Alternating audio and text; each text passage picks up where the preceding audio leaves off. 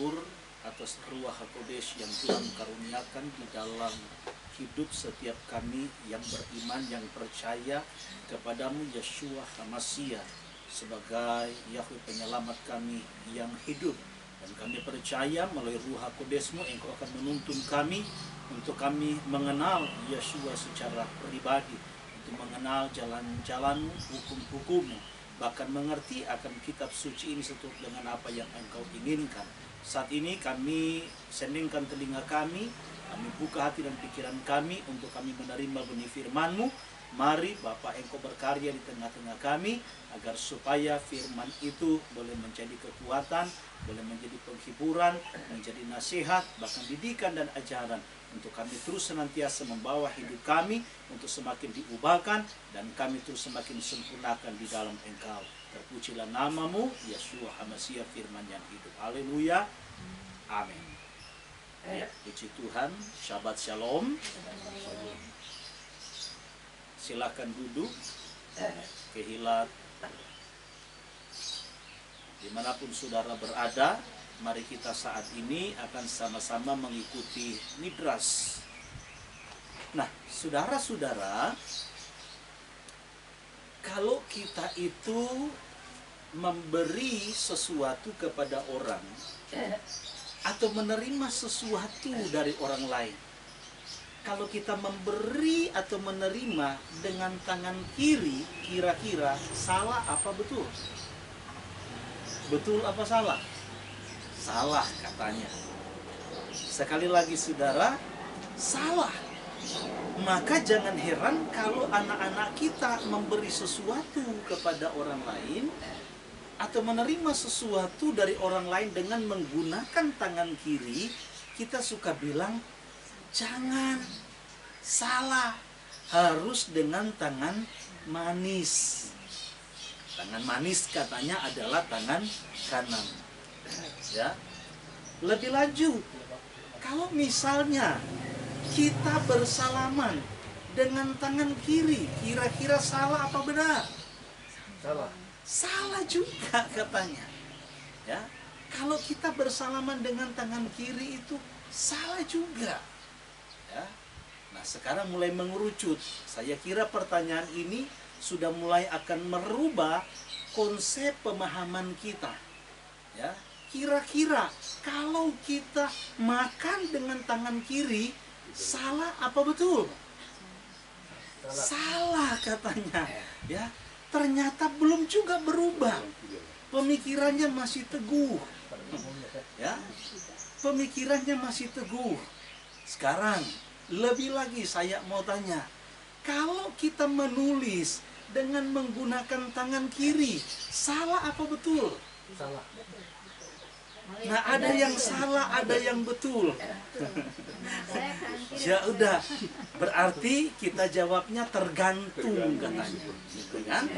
Tergantung. Nah, di sini kita melihat, saya melihat sudah mulai ada perubahan. Jawabannya sudah mulai ada perubahan.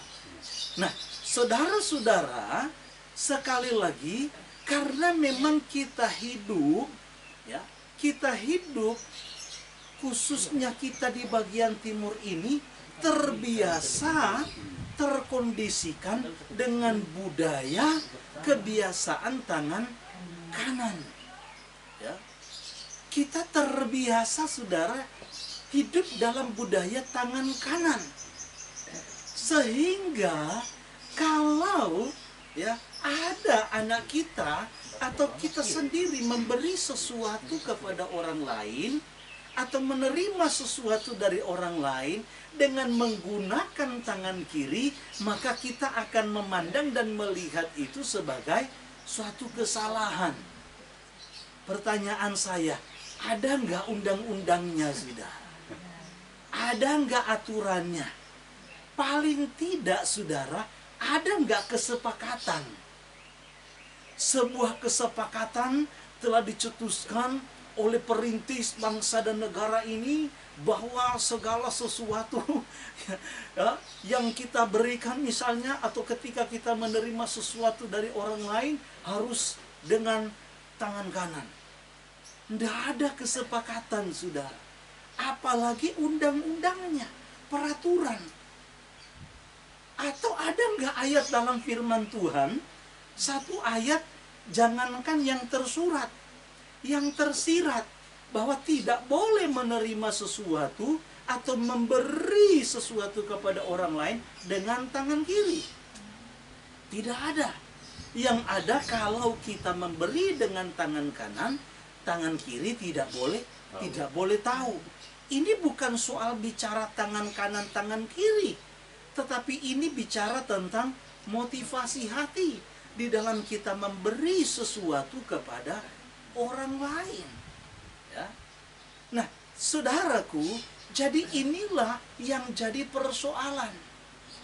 Jadi persoalan ketika kita melakukan sesuatu di luar dari kebiasaan, maka kita menganggap bahwa orang itu salah.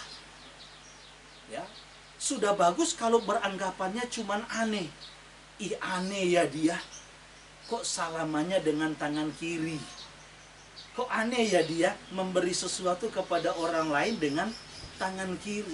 Kalau kita melihatnya cuma sebatas aneh, mungkin tidak terlalu persoalan. Tetapi memang ada yang beranggapan bahwa itu salah. Ini fatal, saudara. Padahal saya bilang tadi tidak ada aturan. Karena kita memang sudah terbiasa. Kita hidup dalam kebiasaan budaya dengan yang namanya tangan kanan. Ya, sehingga ketika ada orang yang melakukan hal itu dengan menggunakan tangan kiri, kalau anak kita langsung dipukul tangannya. Ya, nggak boleh. Terimanya harus dengan tangan manis alias tangan kanan. Jadi ini kembali lagi kepada kebiasaan.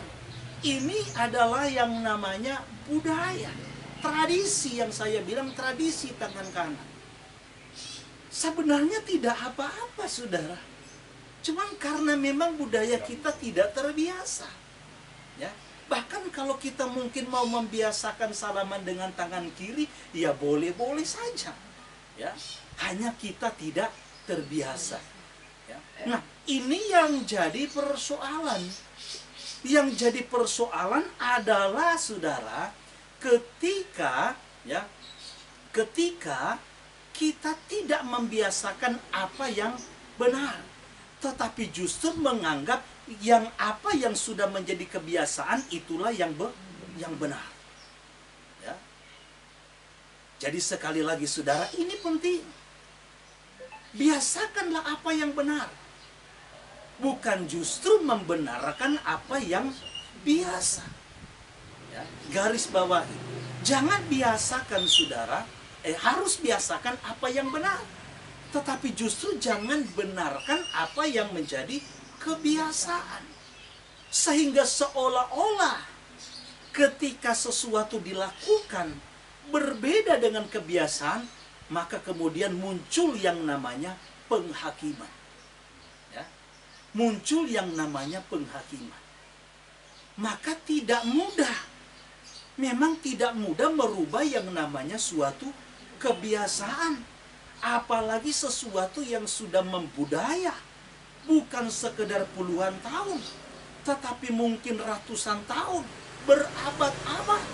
Ini bukan perkara yang mudah, saudara. Bukan hal yang gampang. Sudah sekian lama kita di dalam kekristenan, kita menyembah Yesus sebagai anak Allah. Ketika merubah, saudara, nama sesembahan untuk dikembalikan kepada apa yang benar, ini bukan hal yang mudah. Bahkan ketika ada orang-orang, ada kelompok yang berusaha untuk kembali kepada yang benar, maka ada sebagian atau bahkan bukan sebagian orang yang mayoritas akan menganggap orang itu atau kelompok itu sebagai orang-orang yang aneh, bahkan mungkin sesat alias salah. Kenapa? Karena sudah terbiasa, sudah membudaya. Kalau ibarat pohon, saudara, ini sudah akarnya kemana-mana. Ya. Akarnya sudah terlalu kuat, terlalu besar. Sehingga untuk menumbangkan pohon itu, saudara, itu sangat sulit. Tetapi yang saya tangkap, saudara, maka ada kesaksian dari seorang teman kita, ya, yang punya pasangan yang masih berbeda keyakinan, yang berbeda iman. Lalu ada teman satu lagi yang satu keyakinan bilang, mengeluarkan pernyataan begini, aduh bro, apakah hati pasanganmu itu sebesar, bahkan lebih besar dari tembok Yeriko, sehingga tidak bisa dihancurkan? Apakah begitu kokohnya, begitu gagahnya hati pasanganmu? Apakah istrimu atau suamimu? Sehingga engkau tidak bisa menaklukkan dia dan menarik dia untuk bisa sepaham denganmu. Lalu teman saya ini jawabnya sederhana, saudara. Ya. Jawabnya sangat enteng. Ya. Dia bilang, bro, kalau tembok Yeriko itu benda, tembok Yeriko itu benda mati. Kalau benda mati itu kita bisa hancurkan. Ya. Bahkan kalau di tembok Yeriko untuk zaman sekarang, pakai namanya bulldozer saja, mungkin bisa hancur lama-kelamaan. Ya. Itu tembok Yeriko. Tapi kalau bicara hati manusia, nggak ada seorang pun yang bisa mengubah hati manusia, merubah hati manusia, selain daripada Tuhan sendiri, selain daripada Bapa Yahweh sendiri, yang bisa menjamah, merubah hati manusia dari yang tadinya jahat menjadi pribadi yang baik, dari yang tadinya seorang yang tidak takut Tuhan, tetapi menjadi orang yang betul-betul menghargai dan menghormati Tuhan. Dari orang yang tidak seiman, lalu kemudian menjadi orang yang seiman. Yang bisa merubah, melakukan itu hanya Tuhan. Kita manusia tugasnya hanya menyampaikan saja, mengingatkan saja, memberikan nasihat. Lebih daripada itu adalah bagian daripada Tuhan, bagian daripada Bapa Yahweh. Ya. Maka firman Tuhan bilang, apa Saul yang menanam, Saul yang menabur, tetapi Apolos yang menyiram. Tetapi benih itu untuk dia tumbuh, itu bukan tugas Saul, itu bukan tugas Apolos, tetapi itu tugas daripada Tuhan. Itu tugas otoritas daripada Tuhan. Nah, sekali lagi saudara, itulah sebabnya ini menjadi sesuatu yang penting bagi kita. Nah, orang Israel dalam parasa yang kita baca tadi, saya ulangi lagi, Imamat pasal yang ke-22, ayat yang ke-31 bilang, seterusnya bilang begini, dengan demikian, kamu harus berpegang pada perintahku dan melakukannya. Akulah Yahweh. Janganlah melanggar kekudusan namaku yang kudus, supaya aku dikuduskan di tengah-tengah orang Israel. Sebab akulah Yahweh yang menguduskan kamu, yang membawa kamu keluar dari tanah Misraim, supaya aku menjadi Elohimu. Akulah Yahweh. Jadi ternyata saudara, ketika Tuhan Bapa Yahweh menuntun umat Israel, membawa mereka keluar dari tanah perbudakan, dari tanah Misraim, lalu membawa mereka melewati padang gurun, sebelum mereka mencapai atau masuk ke negeri perjanjian, yaitu tanah Kanaan, maka Elohim Yahweh itu memberikan kepada mereka yang namanya memberikan kepada mereka yang namanya Torah. Nah, Torah ini itu mewakili isi hati Bapa. Torah itu adalah apa yang menjadi kehendak Tuhan bagi umat Israel yang dia panggil, yang dia pilih, yang dia tuntun keluar dari tanah Misraim. Nah, bangsa Israel Sekian lama, kurang lebih sekitar 430 tahun. 400-an tahun mereka hidup, saudara, beranak pinak di tanah Misraim. Mereka sudah terbiasa dengan budaya Misraim. Mereka sudah terbiasa dengan penyembahan-penyembahan ilah-ilah asing di sana, kepada dewa-dewa, kepada berhala-berhala. Tabiat mereka itu, saudaraku, moral mereka itu hancur-hancuran. Sehingga ketika Tuhan memilih bangsa ini untuk menjadi umatnya, menjadi kekasihnya, umat yang kudus, yang memang dibedakan, dipisahkan dari bangsa-bangsa lain, maka dia memberikan Torah. Jadi dia memberikan Torah kepada mereka. Dia memberikan apa yang menjadi isi hati dan kehendaknya. Dia memberikan firman itu. Supaya apa? Supaya bangsa Israel itu berubah. Mereka meninggalkan tabiat lama mereka. Hal-hal yang selama ini yang mereka lakukan yang tidak berkenan di mata Tuhan, yang mungkin selama mereka di Misraim diizinkan oleh Tuhan, dibiarkan, diluaskan oleh Tuhan. Mereka terlibat dengan berbagai macam penyembahan kepada dewa-dewa Misraim, itu Tuhan izinkan.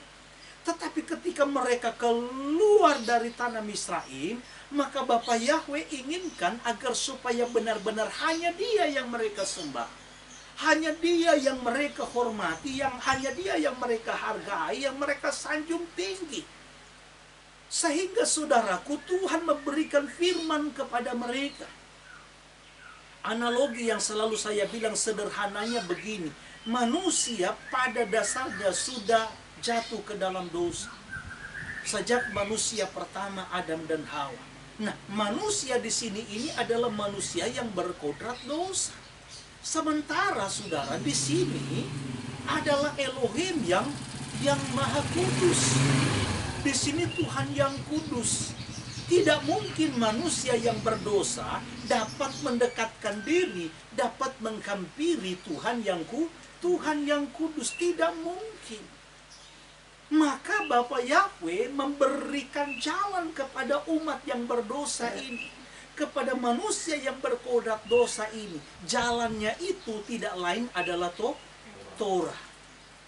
Hanya dengan Torah ini, hanya dengan perintah-perintah Tuhan yang terdiri dari 613 perintah, mitzvot ini, maka manusia dimungkinkan, sekali lagi manusia dimungkinkan untuk bisa menghampiri Tuhan yang kudus. Maka jangan heran, Yohanan 1 ayat 1 bilang bahwa Torah itu, Davar itu, firman itu sudah menjadi manusia. Dialah Yeshua HaMashiach. Jadi kalau di dalam perjanjian lama, Torah itu sebagai jembatan, maka di era Mesianik, Yeshua sebagai Torah yang jadi manusia, dialah satu-satunya yang menjadi jembatan penghubung. Manusia yang berkodrat dosa ini hanya bisa dimungkinkan untuk mendekatkan diri kepada Elohim yang kudus kalau melalui Yeshua HaMashiach sebagai Torah yang hidup atau Torah yang menjadi manusia. Ya. Maka yang Tuhan inginkan bahwa ketika orang beriman dan percaya kepada Yeshua, maka hidupnya harus diubah. Hidupnya harus diubahkan. Karena tanpa perubahan, tanpa kekudusan, tidak seorang pun yang akan melihat Tuhan. Tidak ada seorang pun yang akan berkenan kepada Tuhan. Nah, kita bisa masuk dalam kekudusan itu kalau kita tinggal di dalam Yeshua. Kalau kita tinggal di dalam Yeshua sebagai jalan itu sendiri, sebagai kebenaran yang memberikan jaminan kehidupan kepada setiap orang yang percaya, yang beriman kepada Dia. Ini yang menjadi keinginan Tuhan, saudara. Ini yang menjadi kerinduan Tuhan. Jadi sama halnya dengan orang Israel ketika mereka keluar dari tanah perbudakan, tanah Misraim, maka Tuhan inginkan supaya melalui Torah, melalui firman Tuhan yang mereka terima di Gunung Sinai, yang mereka terima melalui Mose, maka orang Israel itu bisa berubah. Segala tabiat, karakter mereka, konsep pemahaman mereka waktu mereka ada di Misraim itu ditinggalkan. Mereka sekarang harus mempunyai pola pikir yang baru, harus memiliki karakter yang baru, tabiat yang baru, tabiat karakter yang benar-benar memuliakan Tuhan, pikiran yang benar-benar memuliakan Tuhan. Itulah yang Tuhan inginkan. Nah, banyak orang Israel yang tidak siap. Maka 1 Korintus 11 mencatat di sana ada begitu banyak orang, ratusan orang sudah, ratusan ribu, bahkan mungkin jutaan orang Israel yang akhirnya gagal masuk ke tanah perjanjian. Kenapa? Karena tidak siap untuk diubahkan oleh Tuhan melalui yang namanya Torah. Inilah orang-orang yang memberontak. Maka dicatat di sana ada begitu banyak orang yang tidak siap, dibentuk, diproses oleh Tuhan ketika ada di padang gurun, sehingga mereka bilang kami teringat kepada bawang pre, bawang merah, bawang bombay, makanan yang enak-enak yang ada di Misraim. Sehingga hasrat mereka, saudaraku, masih ingin kembali kepada kebiasaan waktu mereka ada di Misraim. Mereka tidak mau mengikuti Taurat, perintah Bapa Yahweh yang baru, undang-undang dan ketetapan yang baru. Yang sebenarnya kalau mereka renungkan, Taurat dan ketetapan itu diberikan untuk mengikis tabiat mereka yang tidak berkenan di mata Tuhan, untuk mengikis karakter mereka yang tidak berkenan di mata Tuhan. Tetapi orang Israel kebanyakan tidak mau, sehingga akhirnya mereka gugur di padang gurun. Nah, yang gugur ini adalah orang-orang yang tidak mau berubah, tidak mau menjadikan Torah itu, saudaraku, sebagai cermin yang bisa mengubah hal yang tidak baik. Sama dengan ketika kita bercermin, kita lihat mana yang tidak rapi, kita rapikan. Mana hal yang kurang pantas, hal yang kurang baik, maka itu akan kita tinggalkan. Demikian hanya dengan Torah. Torah itu harusnya menjadi cerminan bagi orang Israel, supaya hal-hal yang tidak baik itu mereka tinggalkan. Maka kalau kita baca, saudara, ya, di dalam kitab tadi Parasa yang kita baca, Imamat 20 ayat 22, tolong dibaca lagi. Tuhan ingatkan, kalaupun kamu sudah masuk nanti di negeri perjanjian yang aku sediakan, jangan lagi kamu ikuti tabiat mereka, kebiasaan mereka yang memang berbeda dengan apa yang diinginkan, yang dikehendaki oleh Tuhan. Maka Tuhan jelaskan kepada orang Israel dalam Ulangan pasal yang keempat, memang kepada bangsa-bangsa lain aku berikan. Bisa benda penerang dijadikan sebagai sesembahan mereka. Bisa kayu, bisa batu, bisa apa saja dijadikan mereka sebagai sesembahan. Tetapi tidak demikian dengan kamu, kata Tuhan. Aku, Yahweh Elohim, harus menjadi satu-satunya sesembahan kamu, satu-satunya Tuhan yang menuntun engkau, yang membawa engkau keluar dari tanah Misraim. Tetapi untuk bangsa-bangsa Tuhan izinkan, Tuhan biarkan. Tuhan izinkan ketetapan mereka berbeda dengan bangsa Israel, memang Tuhan izinkan. Maka ketika mereka mau masuk di negeri perjanjian, Tuhan kasih warning lagi. Dan banyak sekali ayat. Tolong Pak Rende baca. Demikianlah kamu harus berpegang pada segala ketetapanku dan segala peraturanku, serta melakukan semuanya itu, supaya jangan kamu dimuntahkan oleh negeri kemana aku membawa kamu untuk diam di sana. Nah, terus? Janganlah kamu hidup menurut kebiasaan bangsa yang ada, yang akan kuhalau dari depanmu, karena semuanya itu telah dilakukan mereka, sehingga aku muak melihat mereka. Nah, bayangkan, saudara. Tuhan bilang aku muak sebenarnya dengan cara hidup bangsa-bangsa, tabiat mereka, kelakuan mereka, aku muak. Maka aku ingatkan kamu, kalau kamu sudah menduduki negeri mereka, jangan kamu berlaku seperti mereka. Nah, ini juga yang Tuhan inginkan ketika kita percaya kepada Yeshua sebagai Torah yang menjadi manusia, sebagai Torah yang hidup. Ketika kita beriman dan percaya kepada Dia, maka Tuhan inginkan agar supaya hidup kita yang lama, hidup kita yang tidak berkenan kepada Tuhan, itu ditanggalkan. Segala kedagingan, segala hawa nafsu duniawi, semua karakter, cara berpikir kita yang tidak sejalan, searah dengan pemikiran Tuhan, searah dengan kehendak Tuhan, itu harus ditinggalkan. Tetapi ada begitu banyak orang yang hanya beriman kepada Dia, percaya kepada Dia, tetapi mereka tidak mau membawa hidupnya untuk hidup di dalam Dia, sama seperti Dia. Padahal firman Tuhan katakan, barang siapa berkata dia ada di dalam Hamasia Yeshua, dia wajib hidup sama seperti Yeshua. Tetapi banyak orang yang tidak mau, tetapi berangan-angan untuk masuk di dalam kerajaan surga, di dalam Samaim yang kekal. Banyak orang yang hidup di dalam dosa, hidup dalam kejahatan, tetapi saudara ingin masuk dalam kerajaan surga. Sampai ada orang pakai bahasa kalimat bercanda, emang ente punya koneksi di dalam?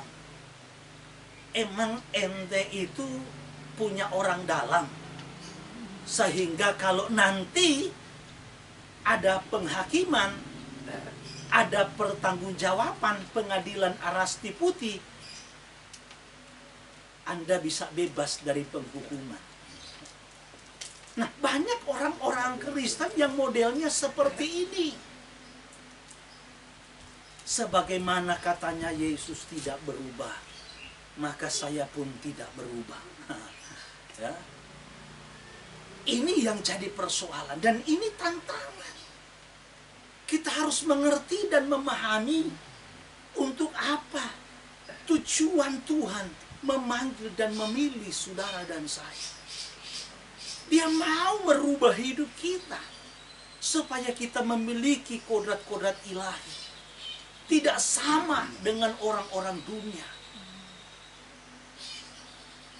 Jadilah seperti katanya ikan, sekalipun hidup di air yang asin, tetapi keasinan air laut itu tidak bisa mempengaruhi ikan itu. Jadi walaupun ikan tinggal hidup di air yang sangat asin, waktu ditangkap, dibakar atau digoreng, waduh dagingnya enak betul, nggak asin. Selama ikan itu hidup. Jadi kalau ikan itu hidup, saudara, asin, air itu asin pun tidak akan mempengaruhi dia. Tapi kalau ikan itu sudah mati, ya, matinya baru setengah jam atau 1 jam, itu cepat sekali, saudara. Ya, air asin laut itu akan meresap di dalam daging ikan itu, sehingga ikan itu pasti akan terasa asin. Jadilah seperti ikan yang hidup. Jadilah pribadi-pribadi yang benar-benar hidup untuk menyenangkan dan memuliakan Tuhan. 2 Kefah 1. Harusnya parasa tadi bacanya saya yang salah tulis sekali. Harusnya 2 Kefah 1 ayat 3 sampai 11. Tapi tidak apa-apa. Tolong Parende baca 2 Kefah 1 ayat yang ke-4 mulai. 4 saja dulu. Ini yang Tuhan inginkan, saudara. Supaya kita itu tidak lagi sama seperti dunia, sekalipun kita tinggal di tengah-tengah dunia. Tetapi harus berubah. Firman Tuhan itulah yang akan merubah kita setiap hari, setiap waktu, dari waktu ke waktu, sehingga kita memiliki kodrat ilahi, memiliki karakter Yeshua HaMashiach. Ayat 4. Dengan jalan itu, ia telah menganugerahkan kepada kita janji-janji yang berharga. Ingat, kita dianugerahkan janji yang sangat berharga, yaitu kehidupan yang kekal dalam kerajaan Samaim. Dan yang sangat besar, supaya olehnya kamu boleh mengambil bagian dalam kodrat ilahi dan luput dari hawa nafsu duniawi yang membinasakan dunia. Nah, supaya kita katanya apa? Mengenakan.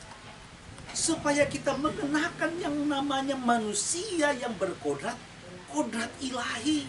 Bukan manusia yang berkodrat nafsu duniawi, yang akan menjerumuskan manusia kepada kebinasaan, yang menjerumuskan saudara dan saya kepada kebinasaan.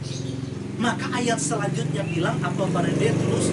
Tambah-tambahkan terus pengenalan kita, tambah-tambahkan terus iman kita, ketaatan kita, kasih kita, dari hari ke hari, dari waktu ke waktu.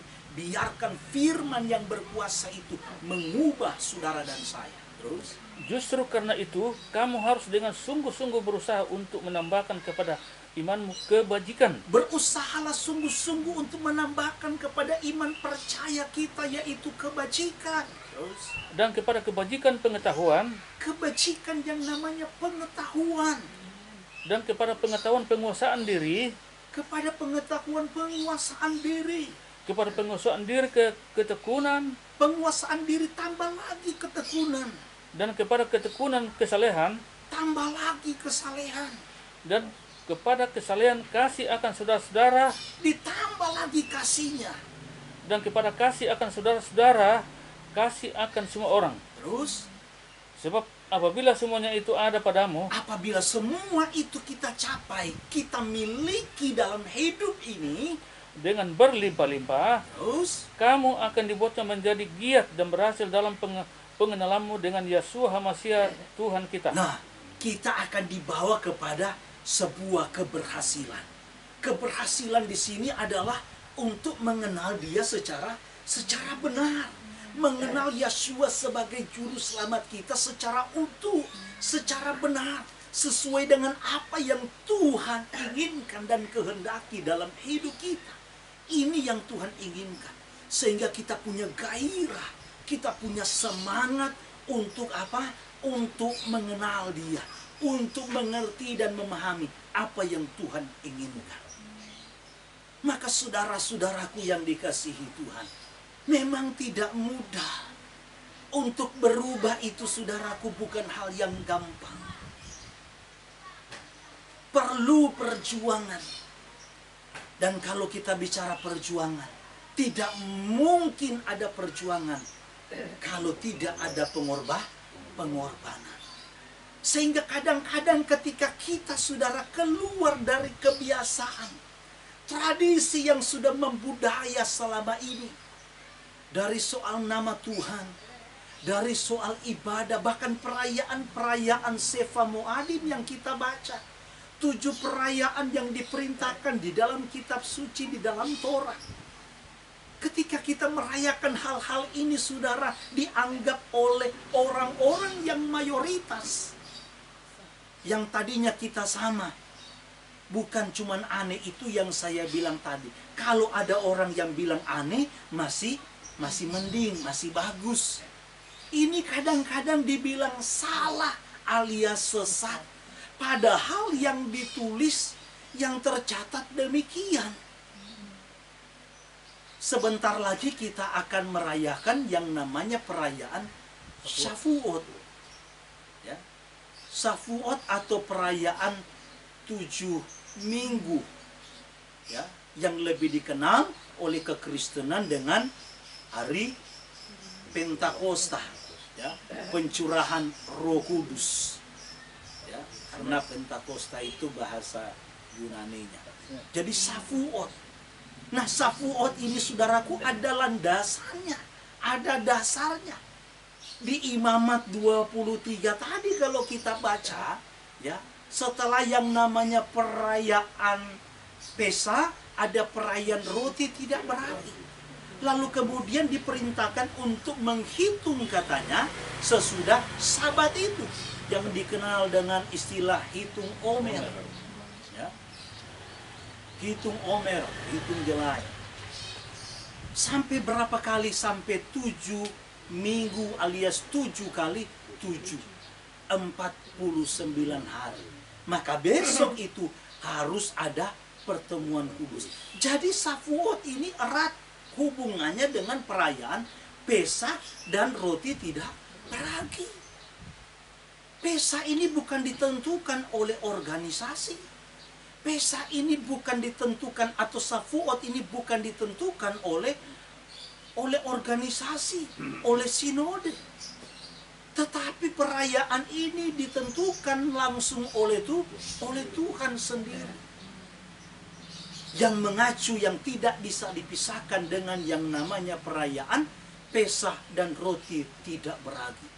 Nggak bisa Shavuot itu berdiri sendiri, atau 7 minggu itu berdiri sendiri. Ada kronologisnya, saudara. Ada latar belakangnya. Kenapa disebut yang namanya Shavuot?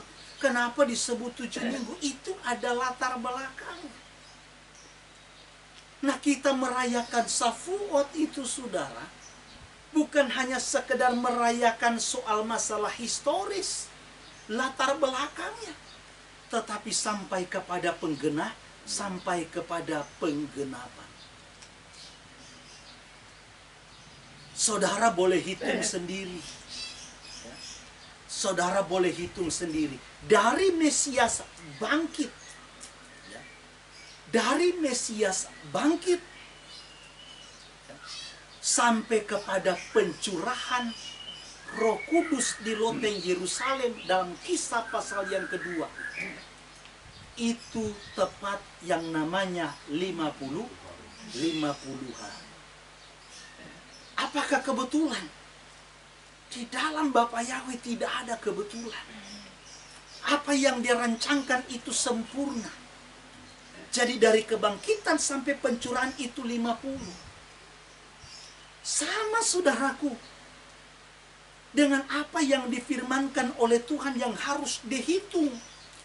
Dari perayaan yang namanya Hari Purim sampai namanya perayaan Shavuot, ya, atau saya bilang, ya, sampai kepada pemberian Torah di atas Gunung Sinai, itu tepat 50 hari.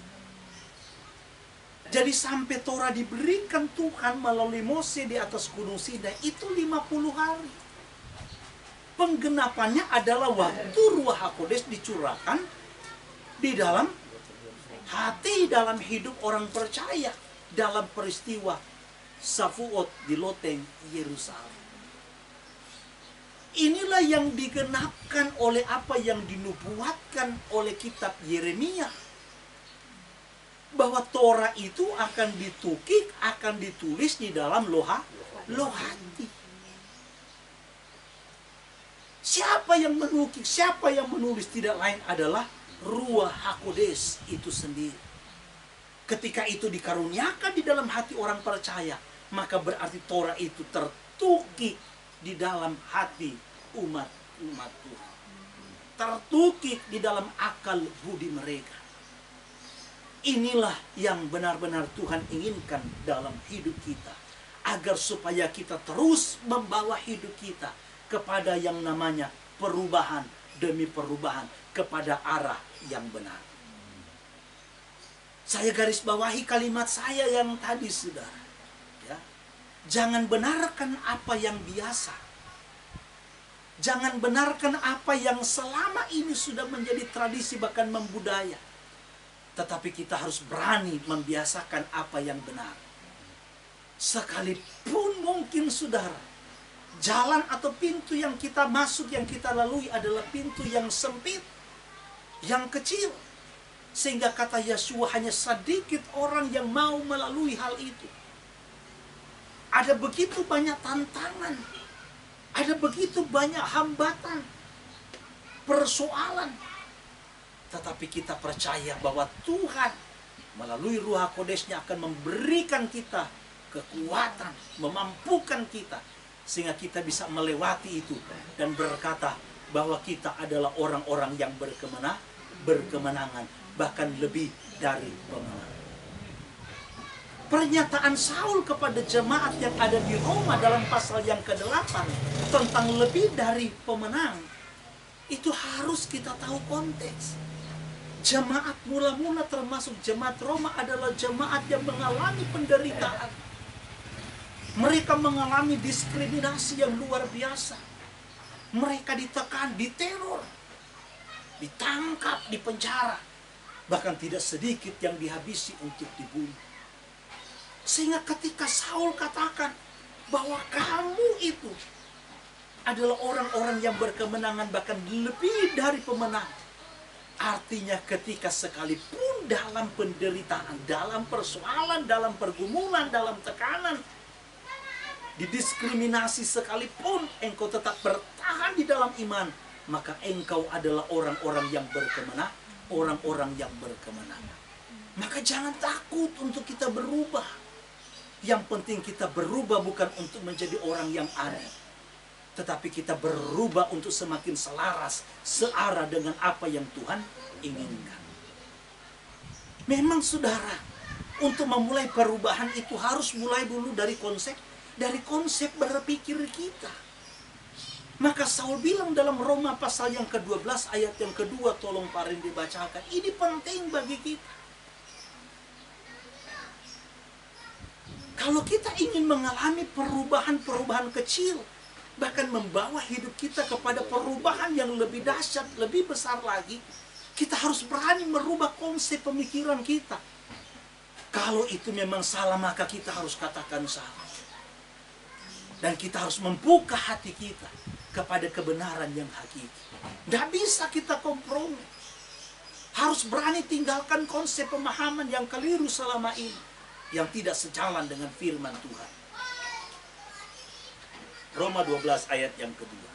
Janganlah kamu menjadi serupa dengan dunia ini, tetapi berubahlah oleh pembaharuan dirimu, budimu, sehingga kamu dapat membedakan manakah kehendak Elohim, apa yang baik, yang berkenan kepada Elohim, dan yang sempurna. Nah, jangan engkau jadi serupa dengan dunia.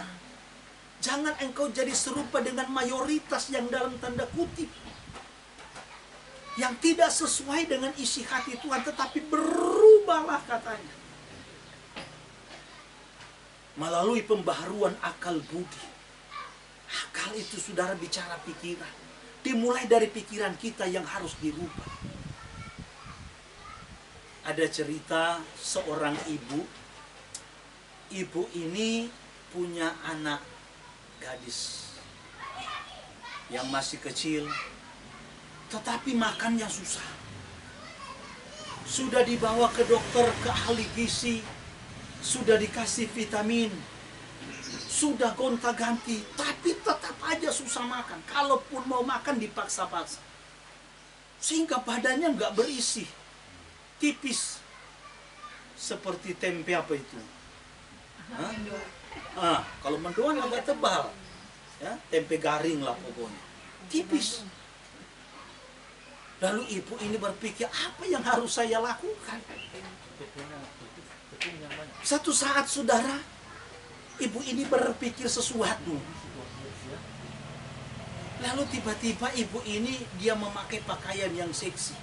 Ibu ini cantik, pakai tank top satu tali, ya. Kemudian sambil tunggu duduk di depan rumah, dia lihat-lihat orang yang liwat.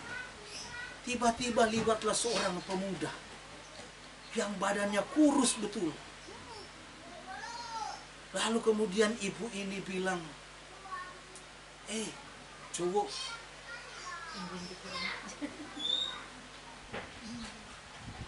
boleh kenalan kah? Wah, cowok karena lihat ibunya cantik mampir juga. Kenalan, satu yang pesan ibu, nanti malam boleh tak main ke rumah? Waduh, sang cowok dengan semangat, oh boleh ibu, nanti om bagaimana? Om nanti lembur. Tante bilang om nanti lembur. Jadi kamu datang sudah jam 7 malam. Nggak sabaran cowok ini tunggu menanti jam 7 malam. Jam 7 malam, dia mandi, dia ganti baju bagus, dia pakai parfum. Dia datang jam 7 malam, ketuk ibu punya rumah. Waktu dia ketuk ibu punya rumah, ibu buka, masuk. Mari cowok, duduk. Sangat senang dan menggebu-gebulah cowok ini. Mau minum apa? Dia bilang, saya kopi saja. Tutup pintu, kunci pintu. Sambil saya mau bikin kopi, kamu buka baju sudah. Jadi ibu masuk ke belakang bikin kopi, cowok buka baju. Tapi cowok kaget betul. Dia kaget karena waktu tante datang keluar dengan bawa kopi, dia bawa anaknya. Malu dia. Malu sudah. Lalu kemudian apa yang tante bilang? Tante bilang sama anaknya yang kurus tadi, Dek, kalau kamu tidak mau makan, nanti kamu punya badan kurus kayak itu om. Itu contoh kalau kamu tidak mau makan. Kamu nanti badanmu kurus seperti om.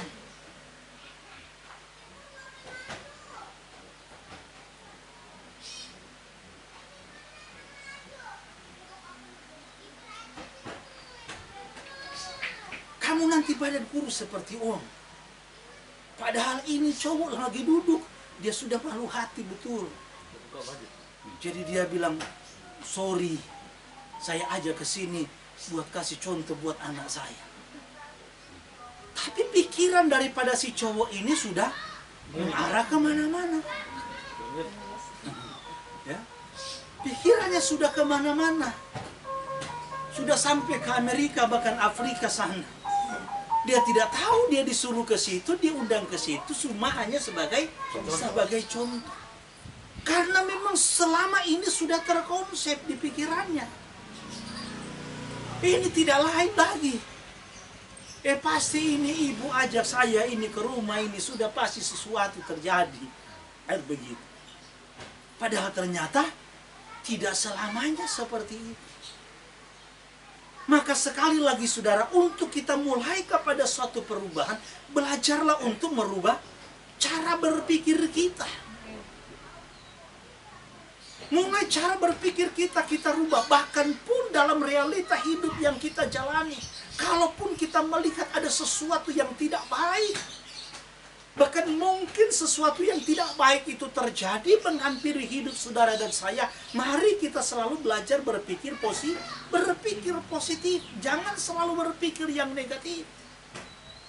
Karena kita tidak tahu di balik itu apa yang sedang Tuhan kerjakan, apa yang sedang Tuhan buat.